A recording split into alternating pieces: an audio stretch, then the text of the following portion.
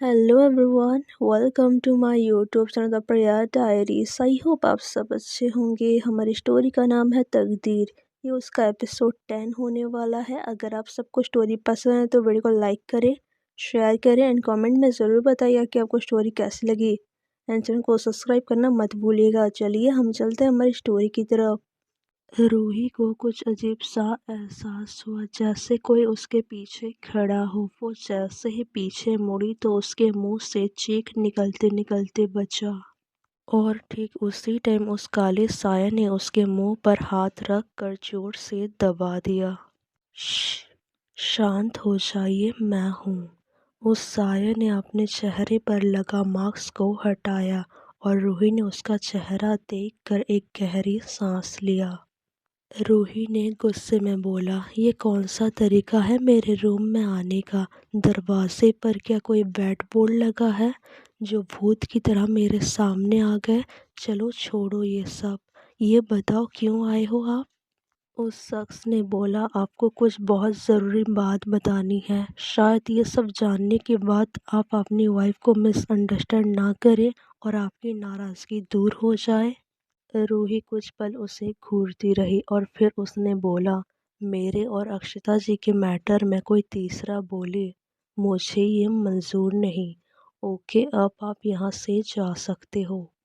ज़रूरी है, प्लीज़ सुन लीजिए। उस शख्स ने फिर से अपनी बातों को दोहराया और रूही ने इस बार उसे अपनी बात कहने का मौका दे दिया।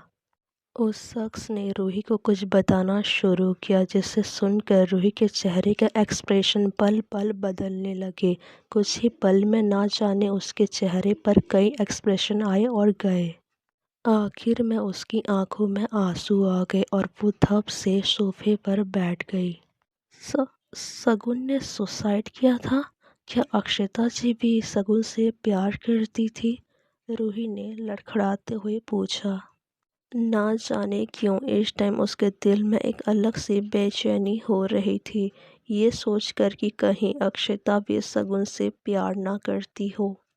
उस शख्स ने फिर कुछ बोला और रूही ने अपनी आंखें बंद कर लिया। उसकी आंखों में ठहरा आंसू उसके गालों पर आ गई। उस शख्स ने ऐसा क्या बोला जिसे सुनकर रूही की आंखों में आंसू आ गए? ये तो हमें आगे ही पता चलेगी। रूही अभी भी बैठकर उसके कहे हुए बातों का मतलब समझती रही और अभी अभी उस शख्स ने जो उसे सब कुछ बताया था उन सबको सोचती रही। आई हेट यू अक्षता जी। उसने अपने आंसुओं को साफ किया और दौड़ते हुए अक्षता के कमरे में गई, जहाँ पर अक्षता बड़े आराम से सो रही थी। वो उसके सिरहाने बैठकर उसके ऊपर झुककर उसके चेहरे को गौर से देखने लगी। मेरी अकड़ू wife, I am sorry, Ruhi ने मुस्कुराते हुए बोला, पर उसके आंखों में आंसू थे। उसकी आंखों से आंसू टपक कर अक्षता के गालों पर पड़े। वो जैसे ही जाने के लिए उठी, अक्षता ने उसके हाथ पकड़कर अपने ऊपर खींच लिया और करवट लेकर उसे अपने नीचे कर दिया। ये सब इतना अचानक हुआ कि रूही ने डर कर अपनी आंखें बंद कर लिया था। फिर जब उसे एहसास हुआ कि उसके ऊपर कुछ भारी भरकम चीज़ है और वो उसके नीचे दबी हुई है, तो उसने अपनी आंखें धीरे से खोलकर देखा तो सामने अक्षता अपनी बड़ी बड़ी आंखों से उससे ही घूर रही थी। उफ्स, ये तो सच में पत्थर दिल इंसान है। गुस्सा मुझे होना चाहिए पर आंखें तो ये दिखा रही है। ऐसा लग रहा है जैसे आंखों से ही मुझे मार डालेगी। रूही ये सब अपने मन ही मन बोल रही थी। What are you doing here? अक्षता ने उससे घूरते हुए सवाल किया। वो अभी भी रूही के ऊपर थी। वो मैं बोलने आई थी। मैं उसकी घूरती नज़रों को अपने ऊपर पाकर कर रूही सही से बोल भी नहीं पा रही थी। वो मैं के आगे भी कुछ होगा जो तुम मुझे बोलने आई थी, वो बोलो। I I I hate you. No, I mean I hate. वो कुछ बोल ही नहीं पा रही थी। ओह, तो तुम मुझे आई हेट यू यही बोलने आई थी? अक्षता ने उसे घूर कर देखा। और रूही ने आंखें बंद करके अपनी लोअर लिप्स को बाइट कर लिया। ओफो, मैं बोल क्यों नहीं पा रही हूँ। उससे खुद पर ही गुस्सा आ रहा था। आंखें बंद किए हुए वो अजीब अजीब सा फेस बना रही थी। बेशक उसके सारे एक्सप्रेशन क्यूट थे, जिसे देखकर अक्षता को हंसी तो आ रही थी, पर उसने अपनी हंसी को रोक कर रखा था और अपने चेहरे पर गुस्से वाले एक्सप्रेशन को किए हुए थे। बोलो, क्यों आई हो यहाँ? अक्षता ने थोड़ा सा गुस्से में पूछा और रूही के बंद आंखों से एक बूंद आंसू लुढ़क कर उसके बालों में खो गया। आई हेट यू, आप बहुत बुरे हो, बहुत बड़े वाले। रूही ने अपनी आंखें खोलकर मासूमियत से उसकी आंखों में देखते हुए बोला। बस यही बोलना था। अक्षता ने अपने हाथों से उसके आंसू साफ किए और उसकी आंखों में देखते हुए प्यार से बोला। आखिर वो अपनी रूही अपने प्यार की आंखों में आंसू कैसे देख सकती थी? जिसके जवाब में रूही ने ना में सर हिला दिया। नहीं, कुछ और भी बोलने आई थी, पर मुझे ये भी बोलना था। आई हेट यू, और सॉरी भी बोलना था। ये सब बोलते हुए रूही इतनी क्यूट एक्सप्रेशन दे रही थी कि अक्षता अपनी मुस्कुराहट को रोक नहीं पाई और उसके होठों पर एक प्यारी सी मुस्कुराहट आ गई। सच में मुझे हेट करती हो? अक्षता ने पूछा। हाँ, बहुत बहुत ज़्यादा। रूही ने अपने दोनों हाथ उसके गर्दन में लपेटकर अपने दोनों गाल फुलाकर बोला। तभी अक्षता बोलती है, तो फिर सॉरी क्यों बोल रही हो? क्योंकि मैंने आपको उस दिन हर्ट किया ना। उस दिन मैंने जो कहा मुझे नहीं बोलनी चाहिए थी, तो उसके लिए सॉरी। और हाँ, आपने मुझसे इतने दिन बात नहीं की और ना ही मुझे मनाया, उसके लिए आई हेट यू। तुमने ही तो मना किया था अपने करीब आने से और बात ना करने से। फिर मैं कैसे बात करती और कैसे मनाती तुम्हें? अच्छा, मैंने मना किया और आपने मान लिया। जब अपनी बात मनवानी होती है तो आप मुझे डरा कर मनवा लेती हो ना। और जब मुझे मनाने की बारी आई तो कितनी आसानी से बोल दिया मैंने मना किया था। इट्स नॉट फेयर अक्षता जी, बहुत बुरी हो आप। हाँ मैं हूँ, अक्षता ने रूही की आंखों में देखते हुए बोला। पता नहीं क्यों रूही को बहुत ही अजीब लगी और उसने जल्दी से अपनी आंखें बंद कर लिया। उसके इस क्यूट हरकत पर अक्षता को बहुत ही प्यार आया और उसने झुककर हमेशा की तरह उसके लोअर लिप्स पर बाइट कर लिया। अक्षता जी, इट्स हर्टिंग ना। कितनी बार बोला है ऐसे मत किया करो। पता नहीं क्या दुश्मनी है आपको मेरे लिप्स से जो हर बार बाइट करते हो? रूही ने गुस्से में बोला। जवाब में अक्षता मुस्कुराने लगी और उसके इस तरह मुस्कुराने से रूही बहुत ही ज़्यादा चिढ़ गई। अब क्या करूं, तुम्हारे लिप्स हैं ही इतनी ज़्यादा स्वीट। हर बार मुझे इनवाइट भी तो करते रहते हैं, इसमें मेरी क्या गलती? अक्षता ने एक बार फिर से उसके लोअर लिप्स पर बाइट कर लिया। आउच! अक्षता जी, मत करिए ना। रूही ने अपने होठों को सहलाते हुए बोला। कहा ना, वही मुझे इनवाइट कर रहे हैं तो मैं क्या करूं? I am helpless my sweet heart. क्या मतलब मेरे लिप्स आपको इनवाइट कर रहे हैं? क्या वो आपको बोलते हैं आओ और मुझे बाइट करो? वो गुस्से में अक्षता को घूरते हुए बोली। हाँ, बोलते हैं आओ और मुझे ढेर सारा प्यार करो। अक्षता ने उसके कान में धीरे से बोला और उसके कान में सॉफ्ट से किस कर लिया। अक्षता की ऐसी बातें सुनकर रूही के पूरे बॉडी में सिरहन सी मच गई। उसके कान गर्म हो गए और उसका चेहरा तो पूरा टमाटर की तरह लाल हो गया। उसने अक्षता को अपने ऊपर से हटाते हुए बोला, हटो, मुझे नींद आ रही है। मुझे आपकी बाहों में सोना है। प्लीज़ मुझे कडल करो ना और तंग मत करो प्लीज़। अक्षता कुछ पल तक उसके चेहरे को ऐसे ही देखती रही, फिर उसके फोरहेड पर किस करके उसके बगल में लेट गई और उसकी कमर पर हाथ रख कर अपने ऊपर ले लिया। थोड़ी देर पहले तक तो तुम नाराज थी, फिर इतनी आसानी से कैसे मान गए? अक्षता ने उसके बालों को सहलाते हुए पूछा। बस रियलाइज हो गया, उस दिन मुझे वो नहीं बोलनी चाहिए थी। रूही उसके शर्ट के बटन खोलते हुए बोली। क्या नहीं बोलनी चाहिए थी? अक्षता ने पूछा। वही कि आपने मुझे अपने रेपुटेशन बचाने के लिए मुझे एक्सेप्ट किया, और उसके अलावा जो भी बोला सही बोला। अच्छा, तो फाइनली तुम्हें लगता है मैंने बस अपने रेपुटेशन बचाने के लिए तुम्हें एक्सेप्ट नहीं किया था? रूही ने ना मैं अपना सर हिला दिया। तो फिर मैंने तुम्हें एक्सेप्ट क्यों किया? अक्षता जी, ये तो आप बताओ ना, चलो बताओ क्यों किया मुझे एक्सेप्ट? आप चाहती तो मुझे डाइवोर्स दे सकती थी ना। रूही ने अपना सर थोड़ा ऊपर उठाकर उसे देखते हुए पूछा। तुम्हें नींद आ रही थी ना, चलो सो जाओ। अक्षता ने उसके सर को वापस अपने सीने पर रखा और धीरे धीरे उसके सर को सहलाने लगी। ओहो, बोलो ना, उसने फिर से सर उठाकर उसे देखते हुए पूछा। बेबी गर्ल, कहा ना सो जाओ, इट्स टू लेट। अक्षता ने थोड़ा सा गुस्से में बोला। हाय मेरी खड़ूस वाइफ, क्या भगवान जी, कैसी वाइफ दिया मुझे, एक भी बात नहीं मानती। वो अपने मन ही मन बोल रही थी। अक्षिता जी, एक क्वेश्चन पूछूं, बस लास्ट? रूही ने फिर से अपना चेहरा ऊपर उठाकर उसे देखते हुए पूछा और अपना एक हाथ बढ़ाकर साइड लैंप ऑन कर दिया, जिससे दोनों के चेहरे बिल्कुल क्लियर दिखाई देने लगे। हाँ बोलो। अक्षता ने उसके चेहरे पर आए बालों को कान के पीछे करते हुए जवाब दिया। आप किसी से प्यार करते हो? रूही ने यह सवाल बस इसीलिए पूछा था, कहीं अक्षता भी शगुन से प्यार ना करती हो।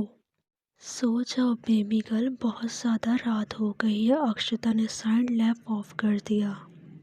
कल होली है, मुझे सबसे पहले आप ही रंग लगाओगे, रूही ने धीरे से फुसफुसाकर बोला और अक्षता को टाइटली पकड़कर सो गई।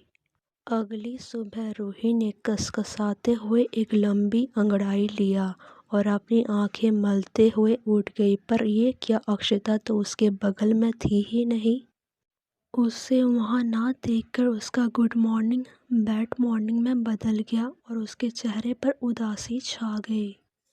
आई हेट यू, फिर छोड़कर चले गए मुझे, खड़ूस कहीं की, रूही ने गुस्से में बोला और बेड पर अपना फ़ोन ढूंढने लगी।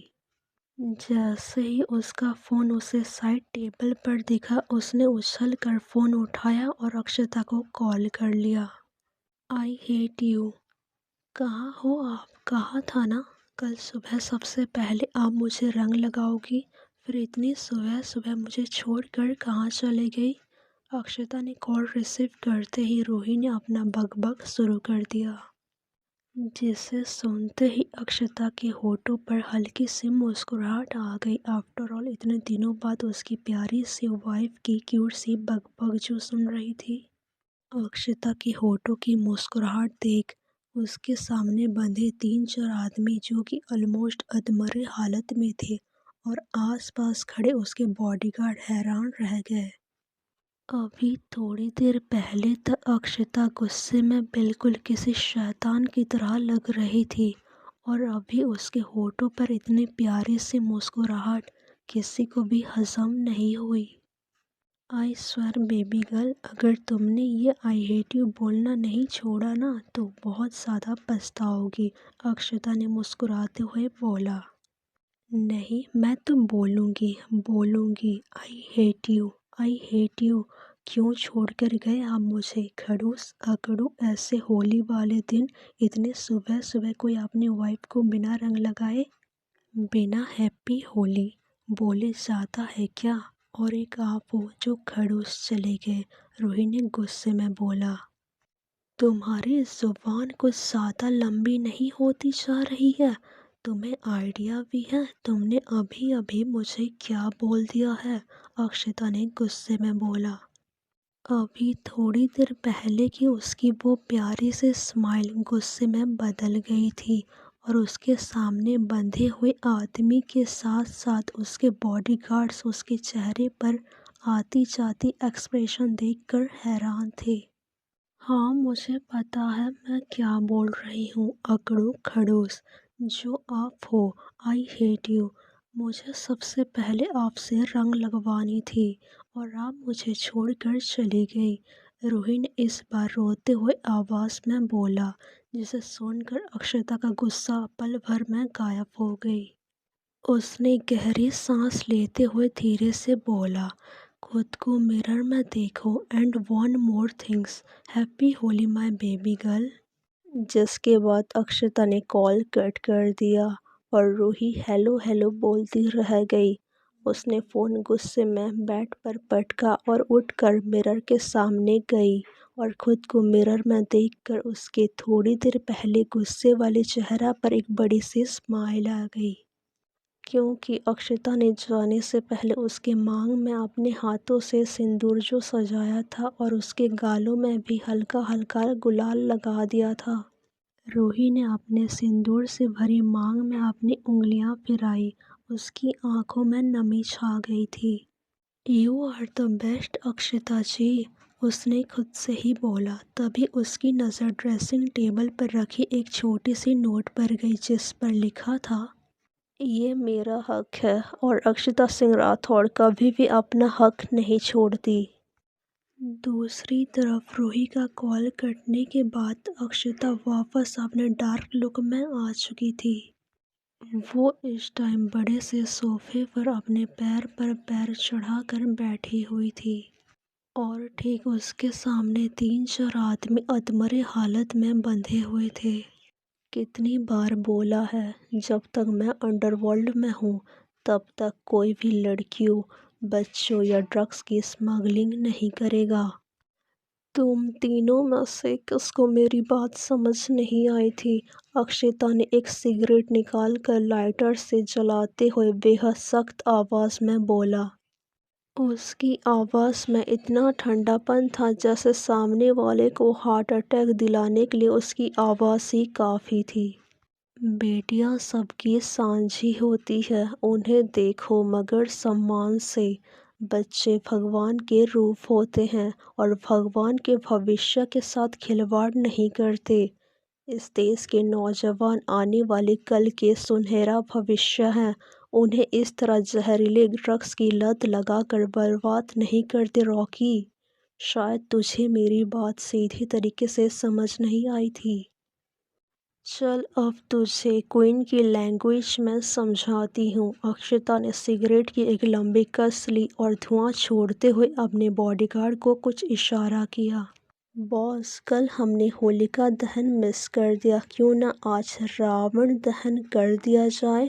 सीता माँ ना सही पर हमने सीता माँ के स्वरूप इतने सारे लड़कियों को इन रावणों से बचाया है। आफ्टर ऑल बुराई पर अच्छाई की जीत का धमाकेदार सेलिब्रेशन तो बनता ही है, अक्षता के बॉडीगार्ड ने बोला, जिसे सुनकर अक्षता के होठों पर एक तिरछी से स्माइल आ गई। Of course. अक्षता ने अपनी आधी जली हुई सिगरेट को नीचे फेंका और अपने जूतों से मसलते हुए बाहर आ गई। उसके साथ काव्या और उसके बॉडीगार्ड्स भी। अक्षता, हमने सारी लड़कियों को हॉस्पिटल पहुंचा दिया है। उन्हें बेचने से पहले उन्हें ड्रग्स देकर बेहोश किया गया था। उनका इलाज करवाना ज़रूरी थी। काव्या अक्षता के साथ कार में बैठते हुए बोली। उन सब लड़कियों को कुछ नहीं होना चाहिए and one more things, make sure वो लड़कियां इस ड्रामे से जल्दी बाहर आ जाएं। और उनके ठीक होते ही उन सबको सेफली उनके घर पर छोड़ने की जिम्मेदारी तुम्हारी है काव्या। अक्षता ने इतना बोला और अपनी कार में बैठकर निकल गई। उसके जाते ही वो गोडाउन एक जोरदार धमाके के साथ आग के लपटों में जल गई। आज की पार्ट में बस इतना ही, मिलता है नेक्स्ट पार्ट में। अगर आपको नेक्स्ट पार्ट सुनना है तो मेरे चैनल को सब्सक्राइब करिए। अगर स्टोरी पसंद आई हो तो वीडियो को लाइक करें, शेयर करें, कमेंट पर ज़रूर बताइएगा कि आपको स्टोरी कैसी लगी।